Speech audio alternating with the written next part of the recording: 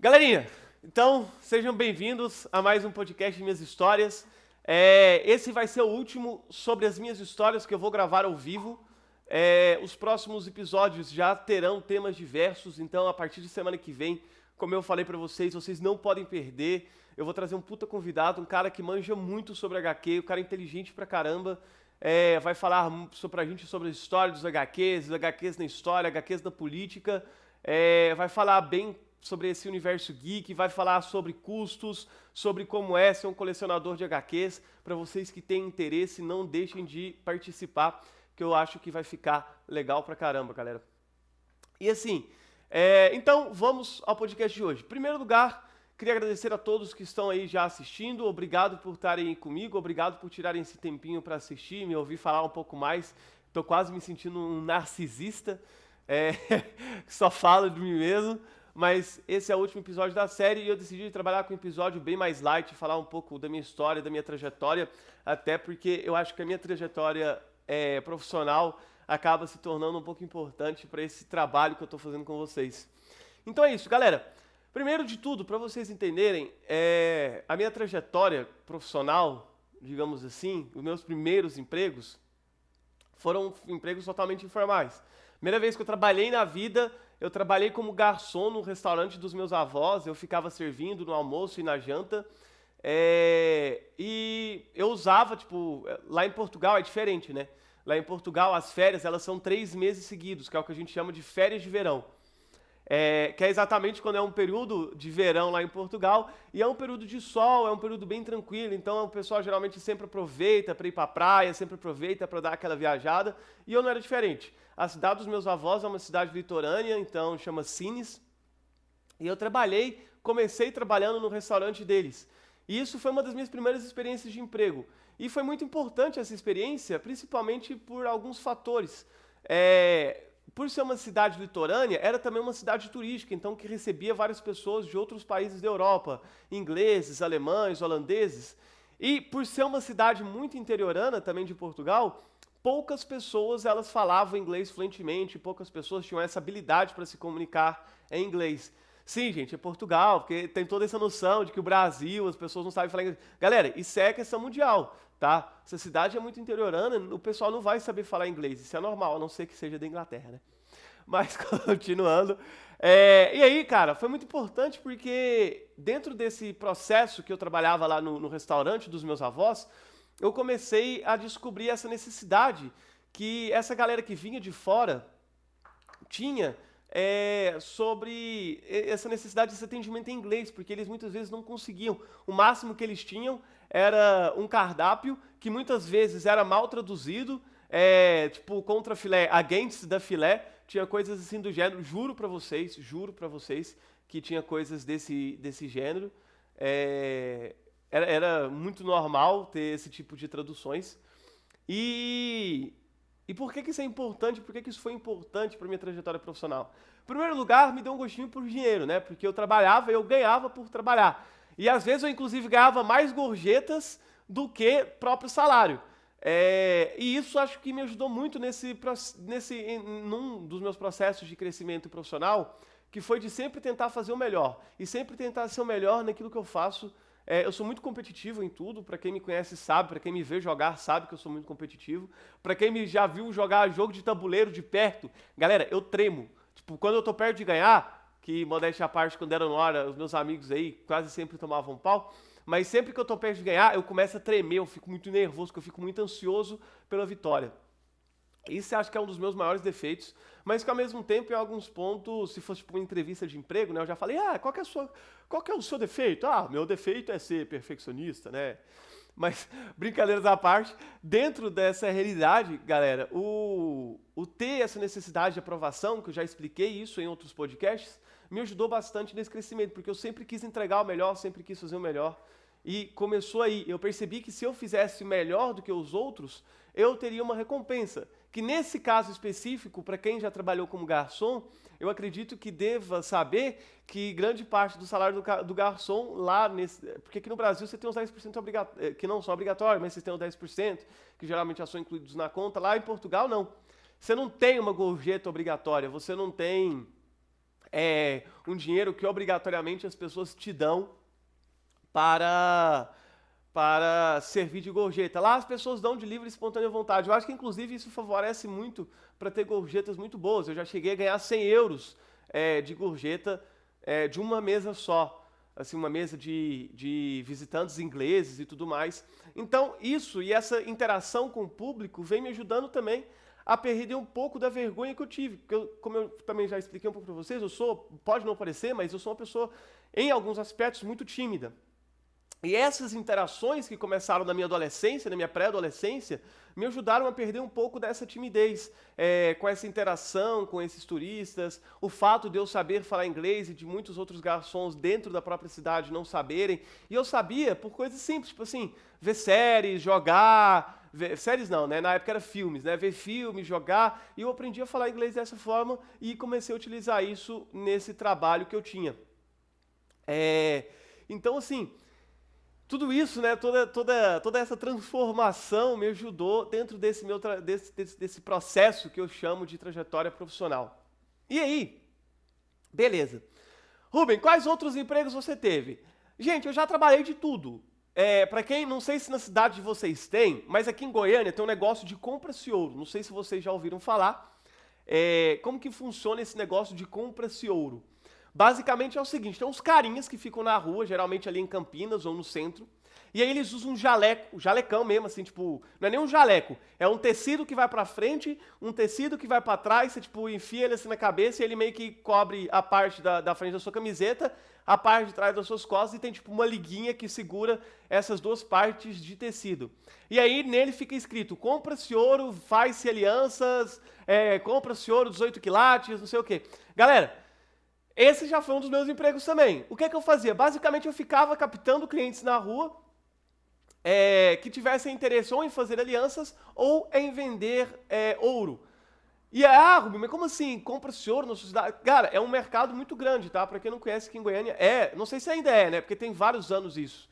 Eu acho que eu tinha uns 17 para 18 anos quando eu trabalhava com isso, porque a minha mãe tinha esse escritório e eu trabalhava assim para ajudá-la. E aí, galera, era assim, eu chegava, saía do colégio, já corria para esse trabalho e ficava lá o dia todo com a minha mãe e voltava para casa com ela às 6 horas da tarde, quando encerram as coisas em Campinas. E aí eu ficava lá o dia inteiro na rua e trocava um papo, trocava uma ideia com outros vendedores. E aí eu acho que começou, inclusive, a se desenvolver esse meu processo de vendas, né? Eu comecei a entender um pouco mais sobre vendas. Rubem, então quer dizer que aqueles livros que explicam 15 passos para eu vender melhor, eles não são efetivos? Cara, sinceramente, varia de pessoa para pessoa. Você pode ler 1 milhão de teorias sobre vendas, você pode ler 1 milhão de teorias sobre um monte de outras coisas e chegar na prática e não dar conta de fazer. O meu processo de aprendizagem, ele foi bem mais empírico, tá? Foi bem mais do ir lá e fazer. Porque outro trabalho que eu tive também foi de panfletagem, para um trabalho da minha mãe também. Como vocês podem ver, eu tive muitos trabalhos dentro desse processo familiar. E aí eu panfletei, na época que a minha mãe tinha cabeleireira, eu panfletava para ela, saía distribuindo panfleto pelo setor onde ela tinha o cabeleireiro dela, e aí às vezes ajudava ela no cabeleireiro, mas coisa pouca, mas assim, então eu sempre trabalhei, tá, turma? Sim, desde os meus 12, 13 anos, eu acho que quando eu comecei a trabalhar no restaurante dos meus avós no verão, e assim, era um trabalho bem de boa, tá? Eu só trabalhava no horário de almoço, e aí fechava de tarde, eu dormia geralmente, eu ia pra praia, dependendo do dia. E aí de noite eu ajudava eles de novo, ou às vezes não, às vezes de noite eu ia pra casa e tal. Então, mas assim, desde os meus 12, 13 anos ali, eu já comecei a trabalhar, já ingressei no famigerado mercado de trabalho. E aí desde então eu sempre trabalhei com várias coisas. Quando eu estava próximo de me casar, não, mentira, antes disso teve um outro ainda. E aí eu também trabalhei, turma, minha mãe também, minha mãe assim, sempre empreendedora, sempre tentando vários negócios, então foi cabeleireira, em Portugal teve loja de roupa, teve loja de produtos de beleza, teve várias coisas, e eu também sempre tentei ajudar o máximo que eu pude. Nessa parte dos cabeleireiros lá em Portugal eu nunca ajudei muito, mas aqui no Brasil sim. E aí ela sempre empreendendo, sempre tentando empreender, meu padrasto montou uma loja de bijuterias em Anápolis, e aí minha mãe decidiu montar uma loja de bijuterias em Aparecida de Goiânia. E aí, galera, foi quando eu comecei a trabalhar com ela, então, nessa loja de bijuterias. Eu acho que aí, inclusive, foi onde eu adquiri o meu maior conhecimento empírico sobre um processo de vendas. Porque, novamente, a mesma coisa. Eu tinha aula aqui em Goiânia, na parte da manhã, eu terminava minha aula, pegava 2 ônibus, ou 3, não lembro agora direito, mas acho que era 2 mesmo, porque eu já ia direto do colégio, já pegava ali um ônibus no terminal, ia para o outro, e do outro eu já ia para a loja da minha mãe, ficava no centro de Aparecida. Eu demorava quase 1 hora para chegar, solzão quente, rachando horrível. E aí, beleza. E aí, nessa loja da minha mãe, eu comecei a trabalhar lá junto com ela. E aí, por alguns motivos, minha mãe teve que ir para Nápoles, decidiu, na verdade, ir para Nápoles para poder, para poder trabalhar com o meu padrasto. E aí foi quando eu então comecei a tomar conta da loja dela de Aparecida sozinho. Galera, sim, eu tinha 17 para 18 anos. E eu comecei a cuidar de uma loja sozinho. Não era uma loja muito grande, para quem lembra aí da época, meus amigos que chegaram a me visitar lá, era uma loja bem pequena, assim, mas ao mesmo tempo era uma loja que tinha um fluxo de pessoas muito grande, porque lá vendia City Pass, vendia cremosinho, além de vender 1 milhão de acessórios para mulheres, 1 milhão de acessórios de beleza, 1 milhão de acessórios de tudo, bolsas, mochilas, vendia de tudo, galera. E aí, novamente, assim, é aquele negócio, você vai aprendendo na marra. Eu falo que, inclusive, acho que foi minha pior experiência profissional como profissional. Eu acho que eu me dedicava muito pouco, acho que talvez por minha mãe ser a patroa e eu estar meio que de saco cheio de sair da escola, fazer, na época, eu tinha ganhado bolsa no cursinho, então eu estudava a manhã toda no cursinho, depois de tarde eu ia para a loja. E eu acho que meio que eu estava cansado pra caramba e meio que estressado também com toda essa situação. E eu me dedicava muito pouco, me dediquei muito pouco a essa loja. Era uma loja que tinha um potencial de crescimento absurdo. E eu acredito que realmente... Assim, eu também entendo que não era somente a responsabilidade minha, né? Afinal de contas, eu ainda era um moleque, jovem demais. E aí eu acabei não ajudando essa loja da minha mãe a se desenvolver tanto.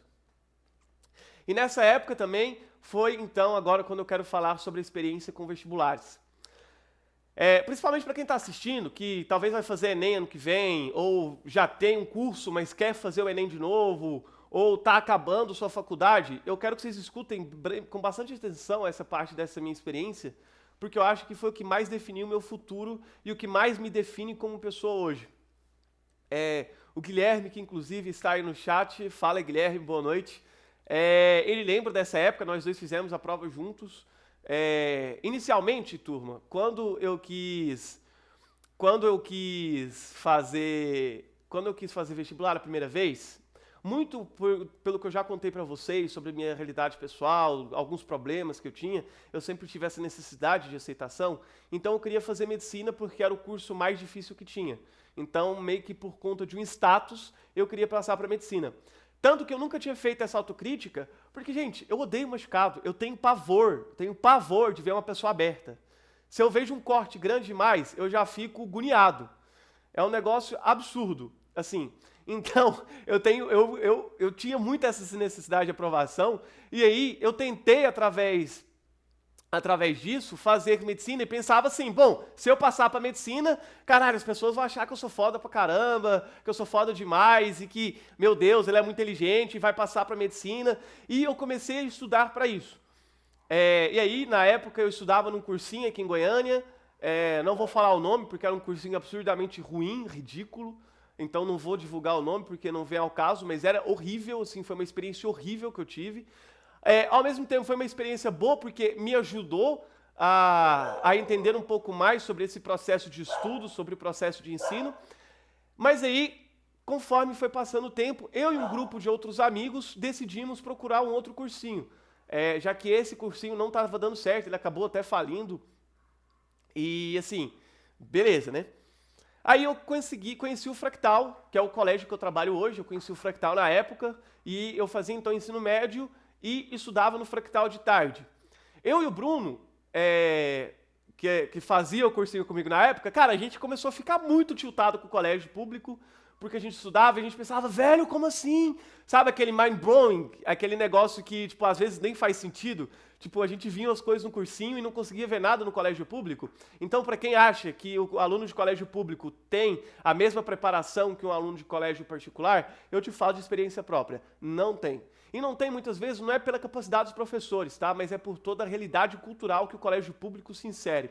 Eu falei um pouco sobre isso no meu podcast sobre as dificuldades de um professor, depois escuta lá.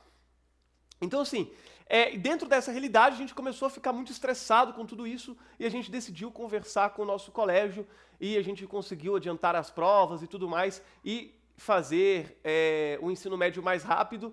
E a gente conversou no Fractal. E a gente, na época, eu ganhei uma bolsa, inclusive, do diretor do colégio, na época era o Batalhone,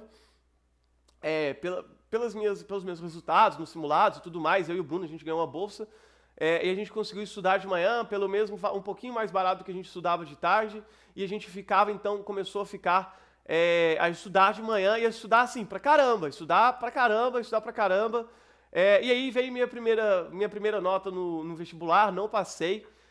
Foi muito frustrante, porque eu sempre tive uma experiência, um currículo acadêmico muito bom. Lá em Portugal também, sempre tinha notas muito boas, sempre fui um aluno exímio nesse sentido. Muito por conta dessa necessidade de aprovação, mas aí beleza.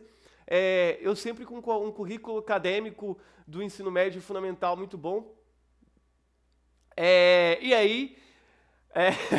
E aí, beleza, não passei para medicina, ganhei a bolsa para estudar no ano seguinte, lá vai eu estudar para passar em medicina de novo. Galera, na época eu fiz 62 pontos no vestibular da UFG, que era de 90. Então, de 62, 90 questões eu acertei 62.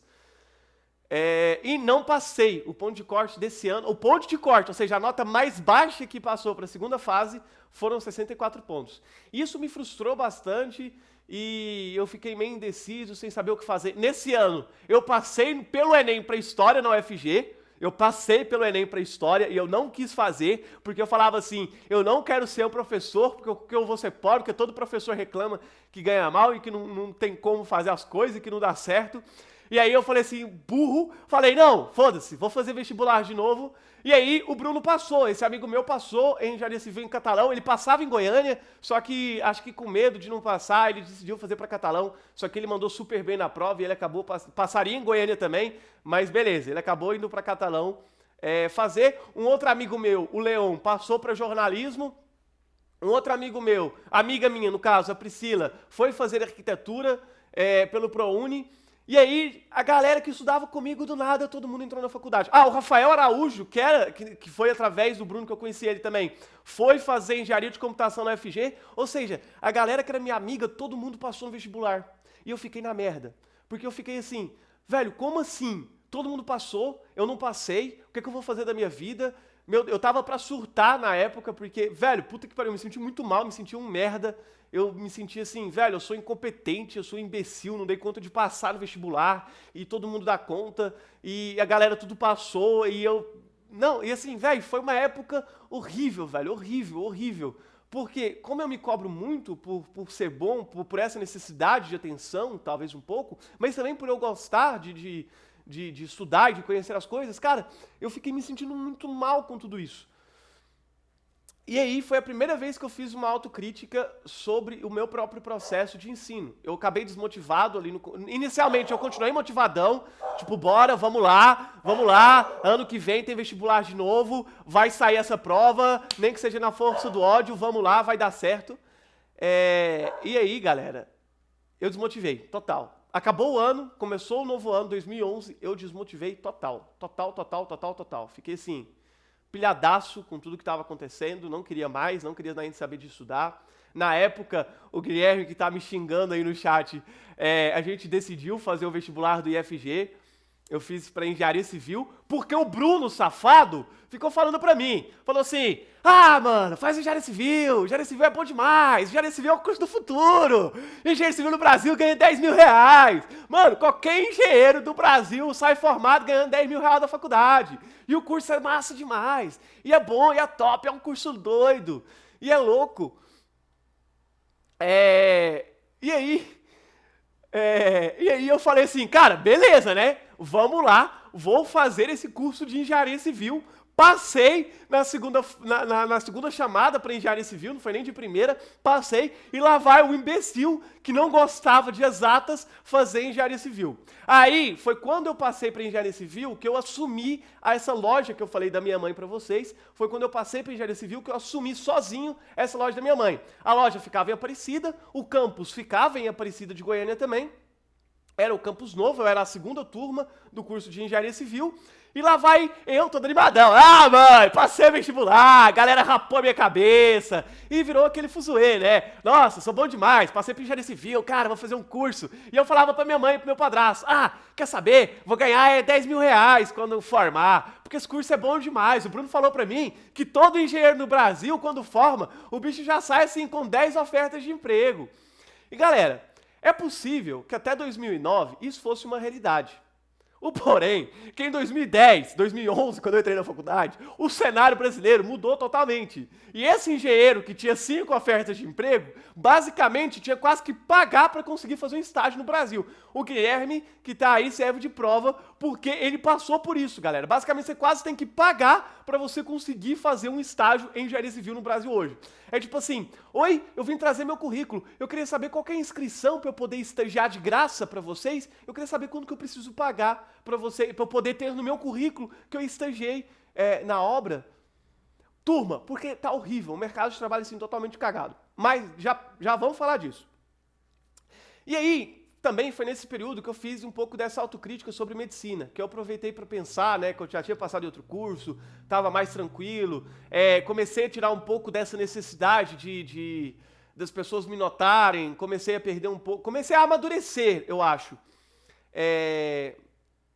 E aí, eu acho que eu comecei a amadurecer e comecei a aprender a fazer esse processo da autocrítica. E aí eu comecei a perceber, falar assim, velho, eu não teria como fazer um curso de medicina. Por que eu não teria como fazer um curso de medicina? Cara, gente, eu tô falando pra vocês, eu passo mal, se eu vejo alguém passar mal, eu fico desesperado. Gente, eu sou ansioso, pra quem me conhece sabe, eu sou ansioso. Eu não dou conta de ver pessoas passando mal. Eu passo mal junto. Eu não dou conta. Como que eu queria ser médico, velho? Como que eu ia passar na porra da faculdade de medicina tendo que fazer uma cirurgia, velho? Eu não ia dar conta. Mas na minha cabeça, eu antes queria, né? Aí beleza. Aí mudei todo esse mindset. Mas zoeira à parte, eu mudei esse pensamento e falei, não, bora lá, vamos fazer engenharia civil. E aí eu trabalhava o dia todo literalmente, porque a loja abria às 7 horas da manhã, fechava às 6:30 da tarde, e as minhas aulas começavam às 7. Era só o tempo realmente de eu sair da loja da minha mãe e ir para a faculdade. Eu quase não tinha tempo para estudar. Eu fiz meu curso de engenharia civil muito nas coxas, repeti algumas matérias mais que uma vez.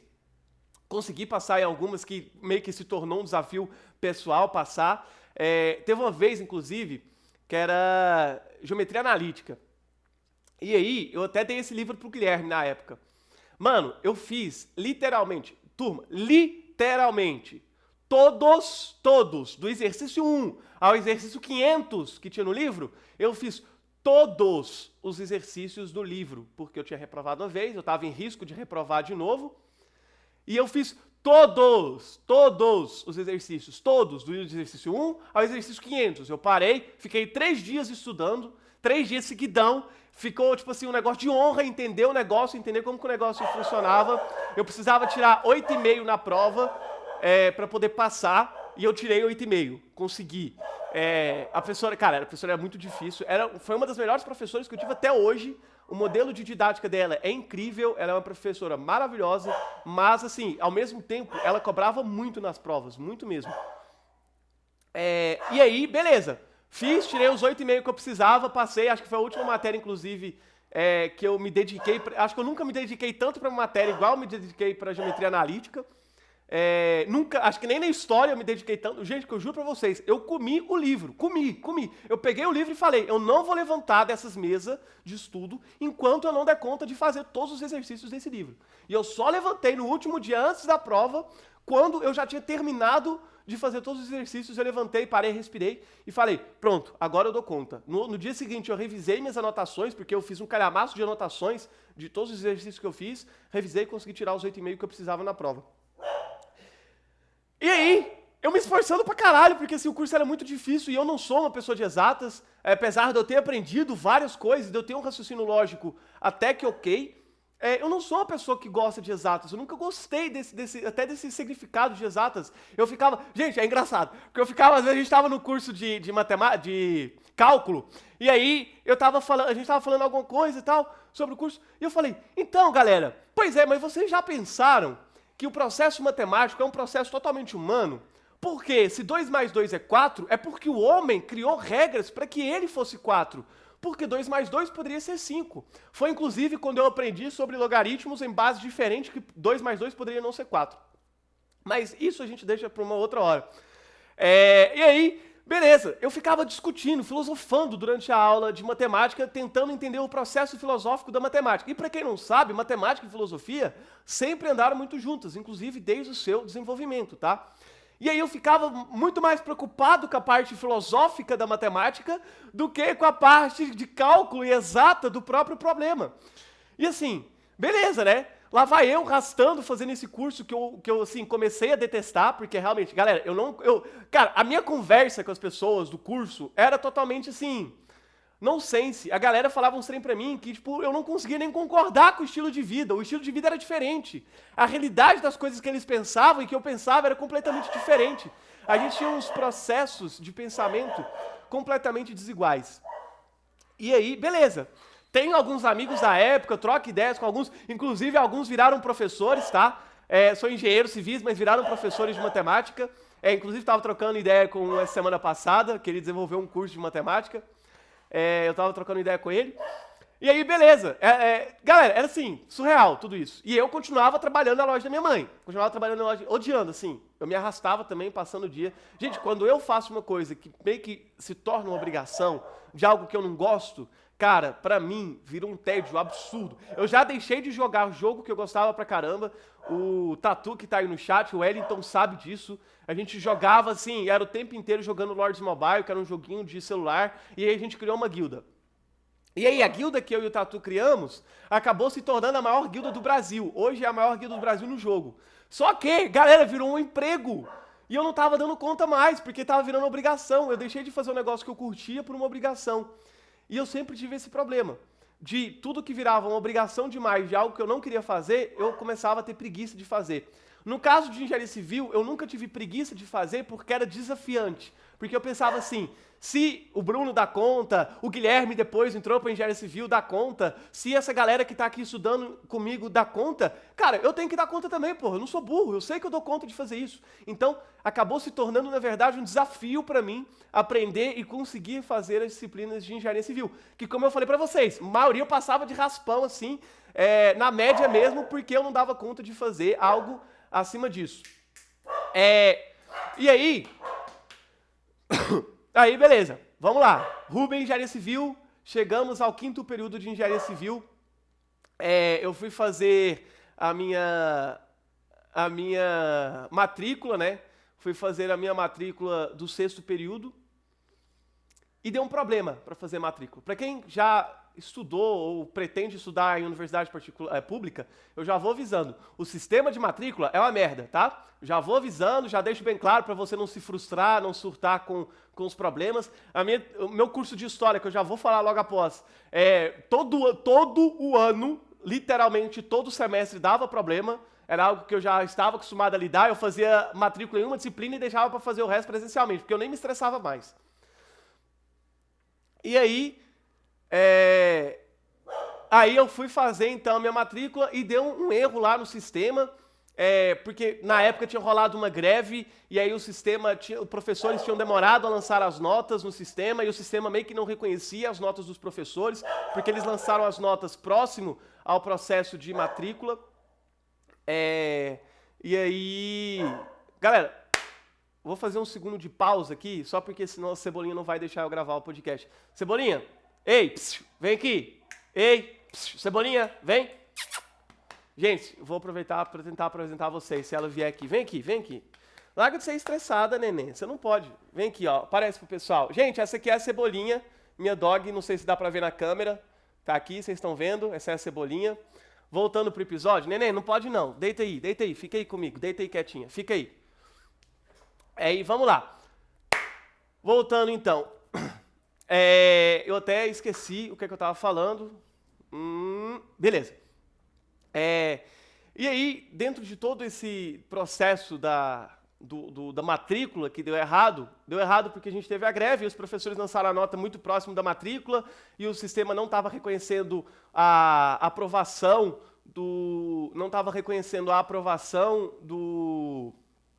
dos professores, das disciplinas, aí algumas disciplinas não estavam abertas para mim, e aí eu teria que presencialmente ir lá fazer minha matrícula, e aí foi quando eu caguei, literalmente. Eu conversei com duas pessoas, uma delas foi a Dani, que eu também já falei aqui, a outra foi o próprio professor Battaglione, que eu falei para vocês, que é diretor hoje do colégio onde eu trabalho.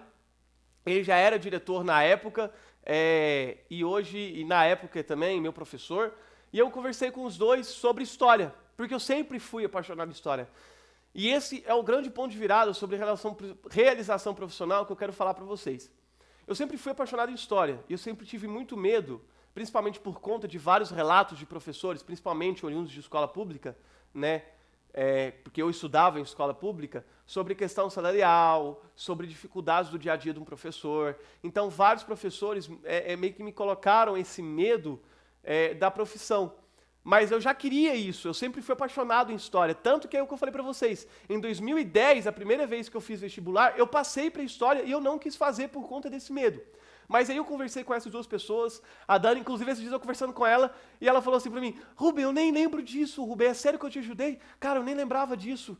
Porque pra ela foi uma conversa super simples sobre o curso dela, onde ela falou que gostava, e ela falou de coração aberto sobre o curso dela. Eu só perguntei, e aí, Dani, você tá gostando? E aí ela apaixonadamente começou a falar que achava o curso incrível, que tinha sido descoberto no curso, e assim... No final de tudo isso, aí eu conversei com o Bata também, falei, Bata, eu faço engenharia, cara, mas eu odeio engenharia, eu odeio todo o processo, eu odeio as aulas, e aí agora eu tô pensando em fazer outro curso. Na época eu fiquei muito indeciso entre direito e história, o que eu queria mesmo era história, mas pensando muito por conta desse medo temeroso de não dar certo o curso ou a profissão, eu comecei a pensar em fazer em direito, cheguei até a fazer minha inscrição em direito, mas não paguei, acabei pagando depois quando eu fiz a minha inscrição para história na UFG. E aí, beleza. Então, deu problema no meu matrícula, lá vai o Rubem fazer história. Dentro desse período, entre eu sair do IFG, do curso superior de engenharia civil no IFG, bacharelado, e ir para história, eu saí da loja da minha mãe fechou a loja dela, vendeu a loja para outra pessoa, e eu fui trabalhar numa outra empresa, uma empresa daqui de Goiânia, que vamos chamar de empresa de planos de saúde. Não importa o nome, né, que eu não quero ser difamado depois, mas eu fui trabalhar então numa empresa de planos de saúde. E aí, dentro dessa empresa de planos de saúde, começou a minha nova experiência profissional, que era uma experiência de atendimento ao público. Qual que era a minha primeira função nessa empresa? Eu trabalhei em 4 funções lá dentro e sempre fui remunerado pela primeira.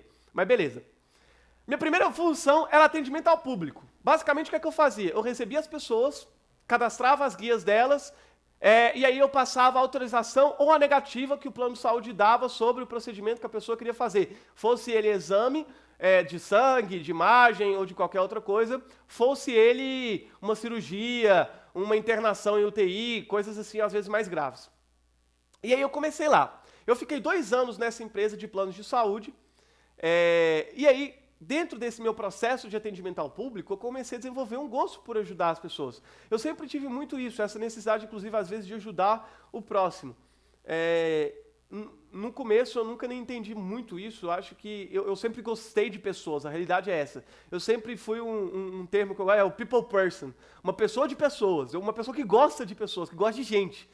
E aí, beleza. Então... Lá estava eu trabalhando assim com atendimento ao público, e lá estava eu, atendia 1, 2, 3, 4, 5, 6, 7 pessoas, e aprendi o serviço, e fui fazendo o serviço. Eu já tinha algumas pessoas, tinha um senhor que eu lembro até hoje, se Deus quiser que ele esteja bem, esteja vivo até hoje, porque ele era um paciente de câncer que estava em tratamento. Eu fazia algumas coisas que não podia na empresa, tá? Uma delas foi que esse cara, ele morava numa roça, numa cidade satélite de Goiânia, não era nem muito próximo, era tipo uns 100 quilômetros de Goiânia, e o remédio dele, obrigatoriamente, só liberava no laboratório da Unimed. E aí esse coitado tinha que vir lá da cidade dele, tinha que passar no atendimento ele tinha que liberar a guia, na guia muitas vezes não liberava na hora, porque a médica que liberava essas guias, ela só ficava até 10 horas da manhã, às vezes por conta de trânsito ele não conseguia chegar, e aí ele tinha que ficar para um outro dia, que voltar para a cidade dele, voltar no outro dia para pegar a autorização e poder pegar os remédios. E aí, o que é que eu até comecei a fazer com ele? Falei para ele, cara, eu tava indignadíssimo com essa situação, eu achava ridículo, eu achava um absurdo, um descaso, uma falta de respeito. E aí eu até comecei a combinar com ele, passei meu telefone para ele e falei, toda vez que você quiser a liberação, você vai me mandar seus documentos, você vai me mandar os negócios, eu vou fazer a liberação aqui no sistema, que aí você só passa aqui o horário que for bom para você, me passa os original, eu escaneio, boto os original aqui, e aí você já fica aqui só 5 minutos, não precisa nem pegar a senha, não precisa nem pegar a senha mais, você já vem direto, deixa os original comigo, eu escaneio, você já vai embora com a autorização, que eu não quero você ficar perdendo tempo aqui, cansado, o cara fazendo quimioterapia. Não, gente, pra mim era um absurdo aquilo, era um absurdo. E aí, comecei a fazer isso com ele. Então, ele começava a me ligar, Rubem, tô te mandando os documentos, tá, essa semana é tantos remédios. Eu já fazia o pedido lá, liberava os remédios para ele, no dia seguinte ou 2 dias depois, ele chegava, me dava o original, eu escaneava, colocava no sistema, e lá ia ele para pegar a medicação. E foi assim durante quase todos os 6 meses que eu fiquei no atendimento. Tem vários outros casos, tá? Teve casos também que eu fiquei indignadíssimo. Teve um dia que, cara, para mim foi o dia mais pesado de todos. Foi um dia onde eu comecei a ter um ódio especial, assim, no meu coração guardado para planos de saúde, quando uma mãe chegou com uma criança de uns 8, 9 anos, que tinha uma doença, que agora eu não vou lembrar o nome, mas era uma doença de crescimento, então a criança nasceu toda atrofiada, tinha problema tudo nos pés, nas pernas, nos braços, era sentiente, então você era uma criança que entendia o que estava rolando, mas o corpo era todo atrofiado, e aí a empresa, eu vou ter que apagar o vídeo depois, a empresa que fez isso negou o procedimento para essa pessoa. Gente, esquece, tá? Depois eu vou editar, por favor, não clipem. A empresa, então, específica, negou esse procedimento para essa pessoa, e eu falei 2 vezes, não, então eu já vou pedir pro meu editor, por favor, apaga, esquece tudo que eu falei aqui, eu vou voltar, vamos lá, continuando. Então, chegou esse dia que chegou uma mãe com uma criança que tinha todo atrofiado no problema do corpo, nas pernas, braços, tronco, tudo, eu vou ser processado. E essa mãe chegou com essa criança no colo, galera, e foi assim, a cena mais triste que eu já presenciei e que eu já tive processo de trabalho da minha vida. Porque a empresa negou o atendimento para essa criança por conta de um processo de carência, faltava acho que 2 meses para acabar a carência.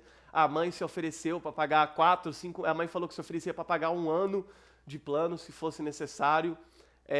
A empresa negou. Assim, dentro da legislação, a empresa negou corretamente. Então, seguindo a legislação, dentro de uma legislação, da regulamentação da Agência Nacional de Saúde, a empresa de plano de saúde negou corretamente. Não teve nenhum erro na negativa.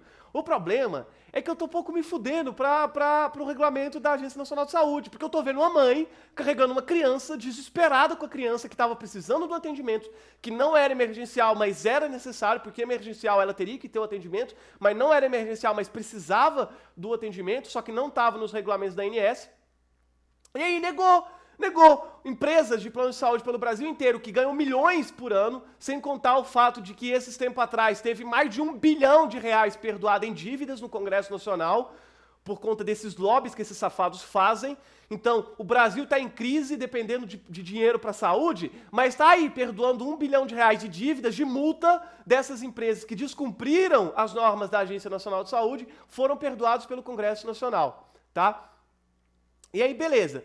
Então, esse dia pra mim foi a gota d'água, eu nem consegui trabalhar mais, eu fiquei assim, sei lá, acho que eu atendi mais umas 2, 3 pessoas, no resto do dia eu não consegui trabalhar, eu fiquei muito mal, foi um dia assim, absurdamente ruim pra mim.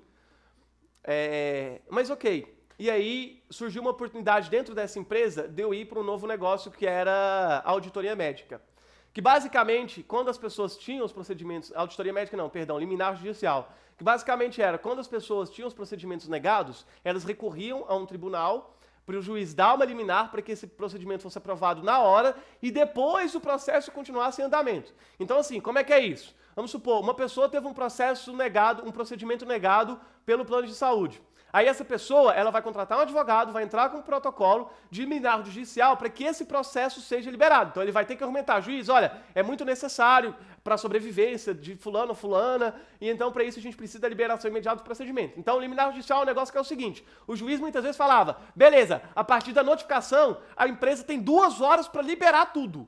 Então, às vezes, como é que acontecia isso? Eu tinha todo um processo jurídico que eu tinha que fazer, de análise da liminar, de ver o que tinha se liberado, o que não tinha, porque às vezes o juiz liberava uma coisa, mas não liberava outra. Então, dentro das liminares, eu tinha que analisar o documento com muito cuidado, porque eram processos muitas vezes milionários, tá?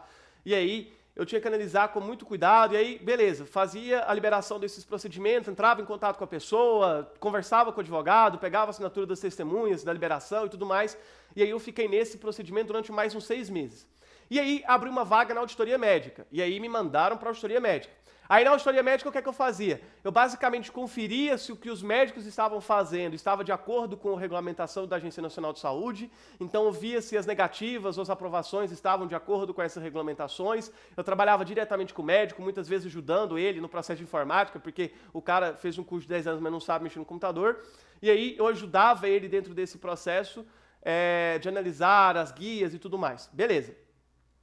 E aí, passados mais uns 6 meses nessa vaga, então 1 ano e meio, surgiu uma oportunidade de eu ir trabalhar junto ao time de TI.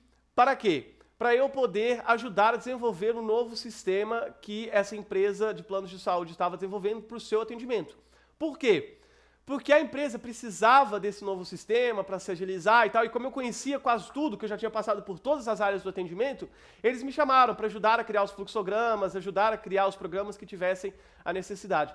Então, como vocês podem ver, em 2 anos eu basicamente mudei de cargo 4 vezes.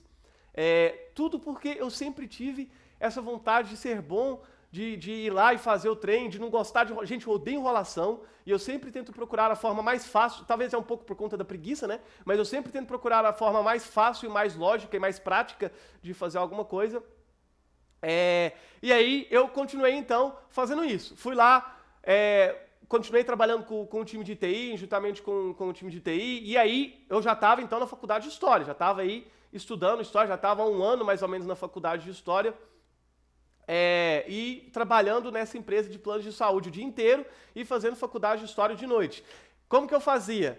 Eu chegava 1 hora antes no serviço, ficava estudando, lendo meus textos, no meu horário de almoço eu ficava lendo meus textos, e quando eu pegava os 2 ônibus para ir para a faculdade, que eu demorava quase 1 hora para chegar, eu ficava lendo meus textos. Então eu ficava estudando para a faculdade nesses 3 intervalos. E estudando pra caramba, tá? Para quem não sabe, minha primeira prova de História do Brasil, de Brasil 1, eu basicamente tive que ler umas 600 páginas de texto para fazer a prova, porque foi isso que a professora cobrou no curso.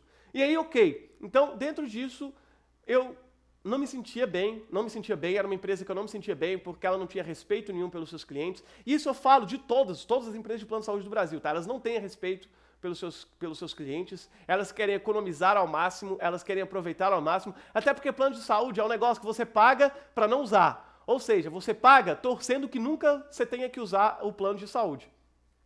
E aí, então, essa empresa, assim como todas as outras do Brasil, não tem respeito nenhum pelos seus clientes, e eu não consigo ser assim. Eu amo pessoas e eu não conseguia fazer parte de um processo que não respeitava pessoas, que não respeitava as necessidades humanas. Eu estava lá por uma necessidade, porque nessa época eu ainda era casado, então precisava sustentar minha casa, então precisava do salário que eu recebia e não podia sair disso, tá? E aí, beleza.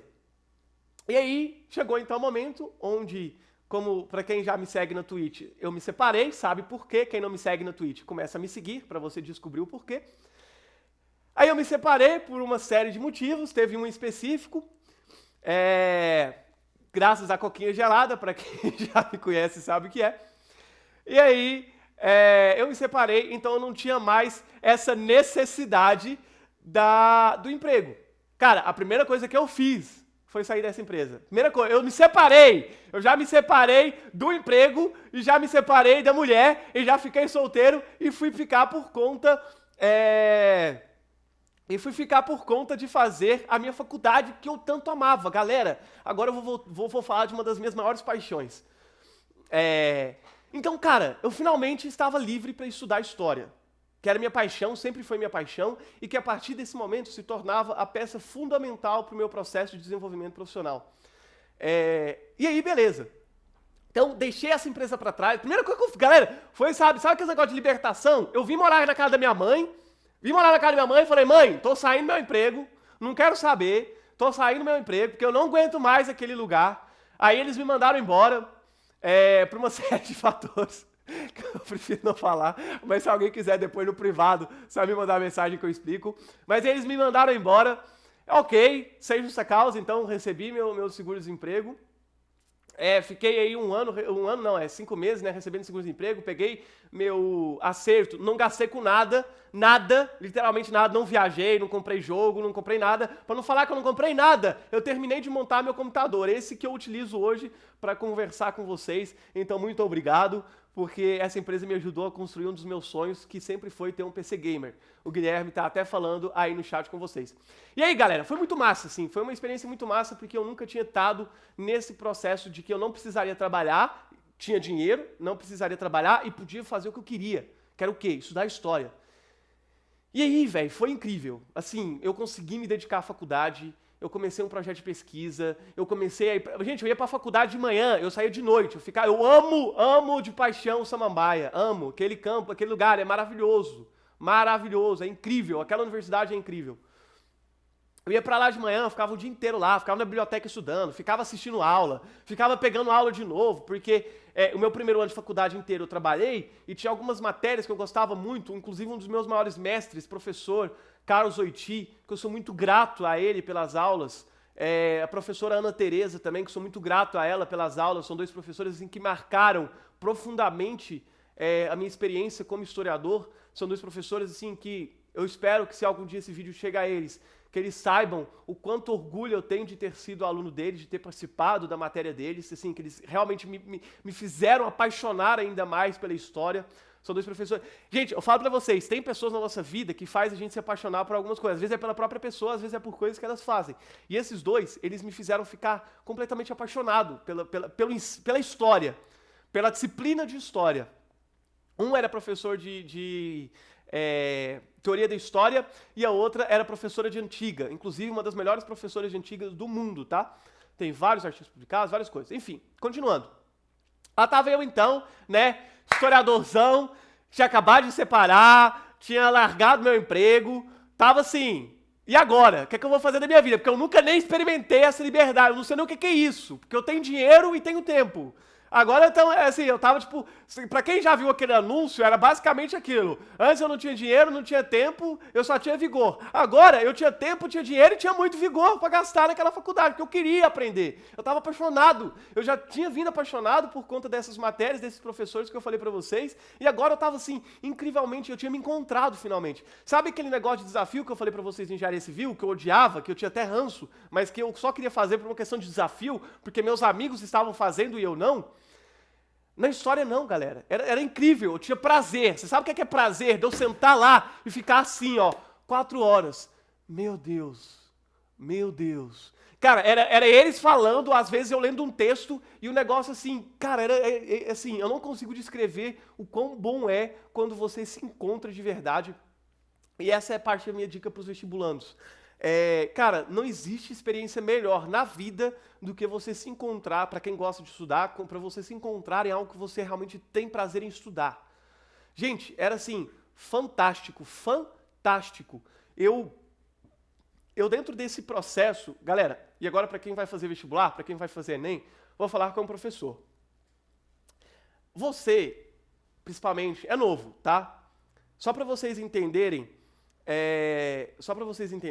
ano que vem eu vou fazer Enem de novo, não vou falar para qual curso, depois que eu fizer, se eu passar, eu conto para vocês, mas ano que vem eu vou fazer Enem de novo porque eu quero experimentar uma nova graduação. Aí, beleza. Física, né? Você acha que eu sou louco, né? Aí eu vou falar para vocês ano que vem, depois, quando sair a nota, se eu for aprovado, eu mostro para todo mundo. Beleza. Até lá eu prefiro manter em segredo. Mas beleza. Quando você vai fazer o Enem, eu tive muito esse problema, eu acho que o Guilherme teve também, o Bruno também teve, várias outras pessoas também tiveram esse problema, que é, o Brasil, ele tem um processo cultural que coloca na cabeça das pessoas, dos estudantes, um processo absurdamente ridículo, de que o Enem é o resto da sua vida. Para! Calma, respira. O Enem é uma prova que não fala nada sobre quem você é, que não fala nada sobre o mérito que você tem. O Enem não tem nada a ver com isso. O Enem, infelizmente, é um processo necessário para você ingressar nas faculdades. Porém, o Enem não te define. O Enem não fala aquilo que você é ou aquilo que você vai ser. Se você tirou uma nota ruim, não quer dizer que você vai ser um péssimo profissional. Se você conseguiu passar de chamada pública, não quer dizer que você vai ser um péssimo profissional. Se você passou em primeiro lugar, não quer dizer que você vai ser um bom profissional. Porque o Enem não te define, nem agora, no presente, nem no seu futuro. E a primeira coisa que você precisa fazer com a sua realidade de hoje, de enfrentar o Enem, eu quero realmente fazer esse curso? E quando eu falo isso, eu não estou aqui para te trazer uma resposta pronta, eu não estou aqui para falar para você abandonar seu sonho de fazer medicina e ir fazer história. Porque esse é meu sonho, esse era o meu gosto, isso era aquilo que eu queria. O que eu estou aqui para te falar se você vai realmente prestar o vestibular por conta dos sonhos de outras pessoas, eu te falo, aproveita esse momento para fazer sua autocrítica. Se ainda assim não deu certo e você decidiu seguir o sonho das outras pessoas, dos seus pais, dos seus professores, de qualquer outra pessoa que não é o seu sonho e você fez e começou esse curso, cara, não é o fim do mundo. Eu fui começar a trabalhar na minha área com 28 anos. 28 anos. 27 na realidade, quase 28. Mas eu fui começar a trabalhar na minha área com quase 28 anos, galera. E hoje eu sou completamente realizado naquilo que eu faço, eu sou apaixonado, completamente louco por aquilo que eu faço, eu acordo feliz para trabalhar. Sabe aquele meme de trabalho com aquilo que você gosta, que você nunca mais vai ser feliz na sua vida? Mentira, mentira. Galera, eu sou apaixonado. Tem aulas minhas que eu saio assim, puta que pariu, que aula foda. E não é porque eu dei a aula, é porque a interação com os meus alunos foi tão fantástica, eles perceberam e começaram a discutir. A gente esses dias estava falando sobre Constituição, esses tempos atrás a gente estava falando sobre a realidade social brasileira, sobre o processo social brasileiro. E cara, é incrível, é algo que para mim é fantástico e que todos os dias me deixa alegre de poder trabalhar com isso. Eu já trabalhei numa empresa e agora, que eu já falei um pouco sobre isso também, mas eu quero voltar agora a falar sobre isso, eu fiz todo o meu curso, então assim... Muito bem feito, tá? Eu fiz meu curso de História muito bem aproveitado. Eu reprovei em uma matéria, mas foi nesse processo de separação e foi porque eu nem fiz a matéria, literalmente. Literalmente, eu não fiz nada. Eu fiz uma prova só, tinha tipo, sei lá, 10 trabalhos que valiam 3 pontos, se fizesse os 3, e era só fazer literalmente, que ele basicamente dava certo pra tudo. Eu não fiz. Eu fiz só uma prova, não fiz nem a segunda prova, e aí eu reprovei por falta nessa disciplina. E foi muito por conta desse processo de separação, não estava bem e tal. Agora, de resto, turma, eu fui super bem em todas as outras disciplinas. Todas as outras. Porque eu estava fazendo com amor, eu estava fazendo com paixão. Eu ia para lá e eu curtia o que eu estava fazendo. As minhas matérias de estágio, foi incrível estar dentro das escolas e pensar assim, caralho, é isso que eu quero fazer pro resto da minha vida. Agora, eu tive a sorte de conseguir me encontrar. Eu sou uma pessoa sortuda. Eu falo que eu sou privilegiado por hoje trabalhar com algo que eu amo e de fazer algo assim que me dá um prazer absurdo. Nem todo mundo vai fazer isso. Então, eu acredito que existem 2 tipos de realização profissional, que é a que eu vou falar agora para vocês.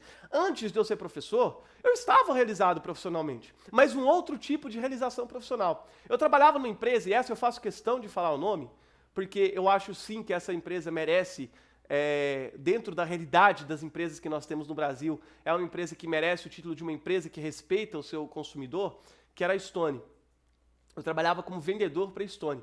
E assim, dentro das relações empresa-cliente, eu nunca, na minha vida inteira, até hoje, conheci uma empresa que tem uma relação tão transparente, tão clara e tão direta. Tanto que várias pessoas que não eram assim, eram mandadas embora automaticamente. A coisa assim que mandava embora sem nem pedir desculpa, ou nem dar uma segunda chance, era tipo, descobriu que tinha enganado o cliente, ou descobriu que estava tentando enganar algum cliente, era mandado embora na mesma hora. E já mandava assim, o líder, o dono do polo, para ir lá pedir desculpa pessoalmente para a pessoa e falar, olha, não foi assim, não é assim que nós somos, essa não é a nossa realidade, e fazia os trem. Então, não estou pagando pau para a empresa, é uma realidade, eu vivia isso, até porque eu trabalhava com isso. E eu era realizado profissionalmente. Pô, eu trabalhei quase 2 anos dessa empresa e ao fim de um ano eu fui promovido de vendedor a líder de time. Então eu tinha, que na época lá na empresa a gente chama de líder de polo, né? E aí, galera, dentro desse processo empresarial, era uma empresa incrível, porque eu consegui tanto vender, que era algo que eu percebi que eu acabei tendo alguma realização. O Guilherme, o Bruno lembram? Cara, eu vendia muito aqui em Goiânia, vendia muito mesmo. Eu andava 10, 12 quilômetros todo dia no sol, vendendo. Que eu vendia máquina de cartão e algumas, um plano de adquirência. Basicamente, a pessoa compra ou faz esse plano com a empresa de adquirência e aí ela recebe a maquininha e através das transações a minha empresa ganhava o dinheiro, né? E o bom dessa empresa é que não trabalhava só com vendas. Eu mesmo trabalhando com vendas, durante muito tempo, eu também tinha esse processo de eu até tá me fugindo sair da concorrência. Era muito fácil, era muito bom bater na concorrência da Estônia. Eu trabalhava ainda num processo muito de ajudar os empreendedores. E essa era uma realidade do dia a dia dessa empresa. Cara, a gente ajudava demais os empreendedores aqui de Goiânia. Então, por isso que eu tenho orgulho de ter feito parte disso, de falar que eu ajudei a mudar um pouco desse mercado. E isso é uma realidade, o mercado mudou pra caramba. Hoje em dia, assim, a inovação que existe dentro do mercado é muito boa. Todas as empresas da concorrência tremiam nas bases por conta dessa empresa. Muitas empresas da concorrência mudaram o sistema delas, o portal delas, o site delas, tudo assim, quase uma cópia espelhada da Stone, tudo porque elas ficavam incomodadas, porque, galera, eu cheguei a vender um produto que era mais caro que o da minha concorrência. Como assim, Rubem? A pessoa estava pagando mais para trabalhar comigo na Stone do que para trabalhar na concorrência. Basicamente por quê? Porque eles gostavam tanto desse processo de transparência que eles acabavam ficando com a Stone. Então, beleza. E aí, lá vai eu trabalhar, e como eu falei, então, estava mandando muito bem nas vendas, estava gostando muito, e aí eu fui chamado para ir para Anápolis para coordenar um time de vendas. Cara, e aí foi incrível também, porque eu podia ensinar, eu estava fazendo algo que eu gostava, que era ensinar. Então eu estava realizado dentro da empresa, estava ganhando muito bem, ganhava muito bem, galera, ganhava muito bem mesmo. Porque eu batia as metas, eu conseguia receber alguns prêmios que a empresa dava. Então eu sempre indico para quem quiser fazer o processo de trainee da Stone. É realmente uma empresa que eu indico para trabalhar, vou continuar sempre indicando. E dentro de todo esse processo, eu conseguia trabalhar com o ensinar, que era o que eu gostava, para esse meu grupo de vendedores que tinha lá. E aí eu trabalhava ensinando e vendendo. Só que não era na área que eu amo, mas ao mesmo tempo eu era realizado. Por quê? Porque eu ganhava um salário muito bom. Então, basicamente, atingia uma das partes que eu acredito que dentro de um processo de realização profissional pode existir, que é você trabalhar num lugar que você gosta e você ter um salário bom, não é aquilo que você ama, mas se você gosta, se você se sente bem, porque eu não me sentia mal fazendo o que eu fazia. Quando eu trabalhava nessa empresa de planos de saúde que eu falei pra vocês, eu me sentia mal. Eu me sentia mal. Por dentro, eu me sentia mal. Agora, dentro dessa outra empresa que eu estava trabalhando, eu me sentia bem. Eu era feliz ajudando as pessoas. Cara, eu ajudei muito empreendedor. Eu e todo mundo do meu time enquanto eu era vendedor. Não estou nem falando de quando eu era líder, estou falando enquanto eu era vendedor. A gente ajudou muitas pessoas aqui em Goiânia. Muitas pessoas mesmo. Ajudamos pessoas... Gente, chegou um absurdo de algumas empresas de adquirência cobrarem 12%. 12%. Eu já peguei empresa que cobrava quase 20% do cartão de crédito. 20% por conta da antecipação. E as pessoas, um grande problema do empresariado brasileiro é que muitas vezes ele acredita que só porque ele é dono de loja há 30 anos, ele não precisa se atualizar, ele não precisa aprender sobre administração. E aí, às vezes, a gente chegava dando esse processo de consultoria, às vezes nem fechava comigo, continuava com a empresa antiga. Mas não tinha problema, porque antigamente a empresa antiga dele ganhava 20% dele, agora ganhava 4%. Agora ganhava 4%. Nas vendas do final do ano, num processo de final de ano, de uma pessoa que às vezes passava 120, 140 mil reais na maquininha de cartão, ela tinha um desconto agora de 16% dentro desses 140 mil reais. Vocês entendem o quanto isso faz diferença na vida de um empreendedor? Principalmente desse empreendedor que é um empreendedor pequeno, consideravelmente pequeno. Cara, isso é muito bom. Então eu era realizado fazendo isso. Eu era muito realizado fazendo isso. E também, depois quando eu virei líder, que eu podia ensinar as pessoas as minhas metodologias de venda, que não eram metodologias que eu aprendi em livros, como eu já falei, a maioria eu aprendi através do empirismo, indo lá e fazendo mesmo, e aprendendo com os outros vendedores que estavam comigo. Eu aprendi muito com os meus colegas de trabalho da Estônia. E aí, beleza, eu era realizado. Então esses são os 2 pontos de realização pessoal. Que eu era realizado fazendo o que eu gostava e tinha um salário bom. Não era o que eu era apaixonado, o que eu amava, mas eu tinha um salário bom. E o outro é o que eu faço hoje.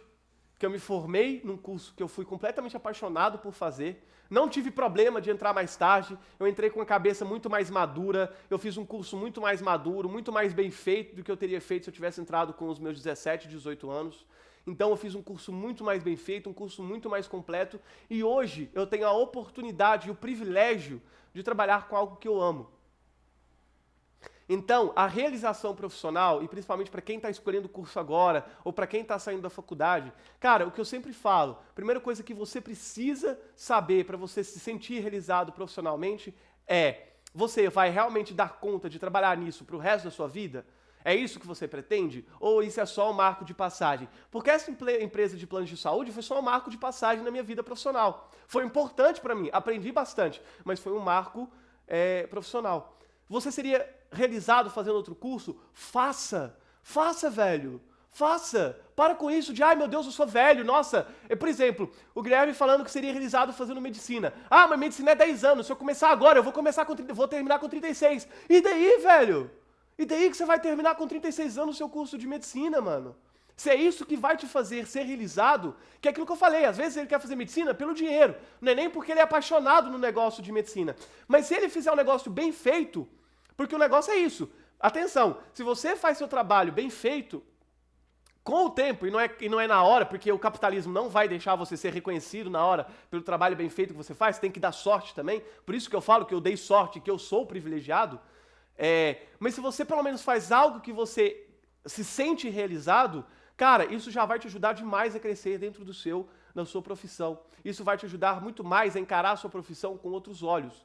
Então, para quem tá aí fazendo vestibular, que tá naquele estresse todo, meu Deus do céu, o Enem tá chegando e o fim da minha vida tá chegando junto. Porra, calma, respira, não é o fim da sua vida, é só mais uma fase. Se você não passar esse ano, não tem vergonha nenhuma em fazer o Enem mais 4 ou 5 vezes, velho. O importante é você fazer algo que vai te realizar. E não você querer realizar os sonhos dos outros, porque a sua vida é sua. Quem vai viver ela é você. Ah, mas é porque a minha mãe falou que se eu não fizer tal curso, ela vai deixar de me amar. Eu duvido. Eu duvido.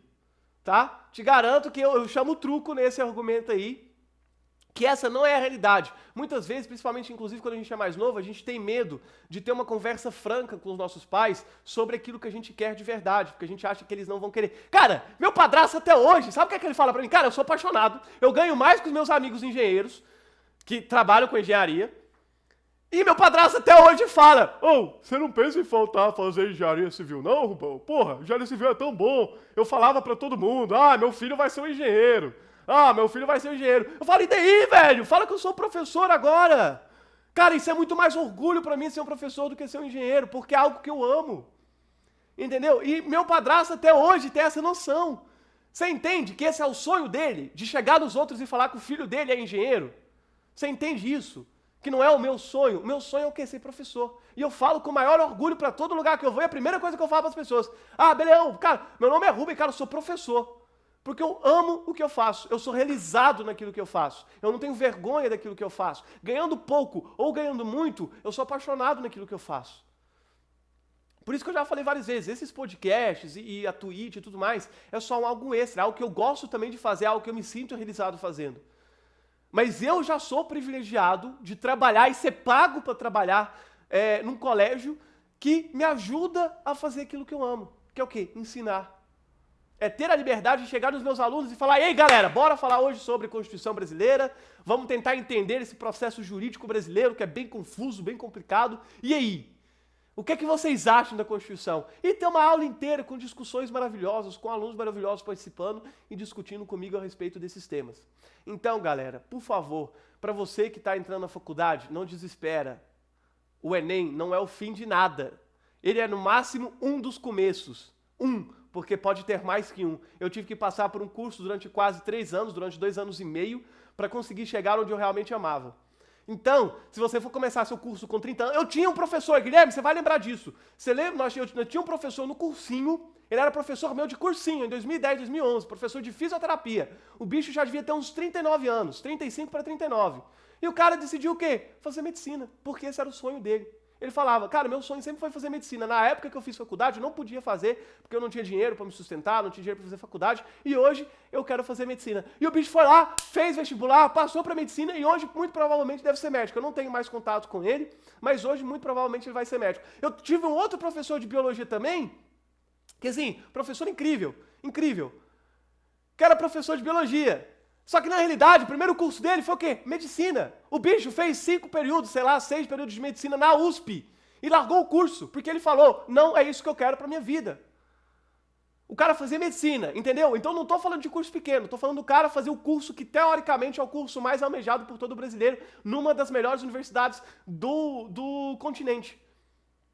A USP. E o cara largou pra fazer biologia. Para depois fazer direito. E hoje ser realizado. Porque o que ele gostou mesmo, o que ele se sentiu realizado mesmo, foi fazer direito. Ele foi fazer direito com o quê? 40 anos, 42 anos. Então, galera, entendam, a nossa vida ela é feita de várias fases. Várias fases. Então, o seu fim da faculdade, inclusive, agora que você vai entrar no mercado de trabalho também, não quer dizer que é o fim de tudo. Meu Deus, você entrou numa empresa, você tem que ficar nela pro resto de sua vida porque você precisa fazer carreira nela. A primeira coisa que você precisa se perguntar todos os dias quando você acorda de manhã, você está satisfeito fazendo o que você está fazendo?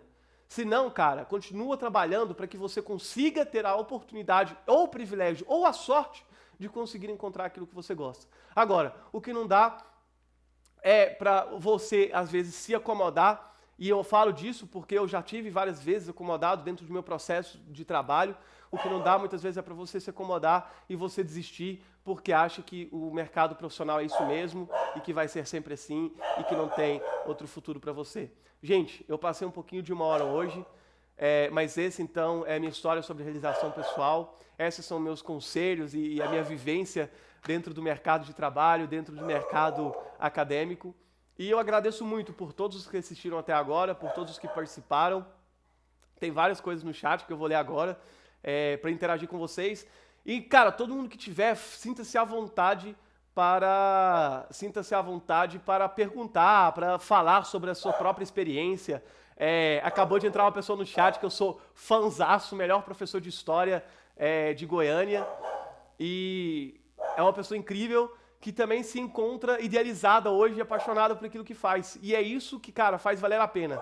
Eu falo pra vocês, são esses momentos que nós temos que fazem valer a pena. Beleza, galera? Valeu a quem assistiu até agora, muito obrigado e vamos pro chat.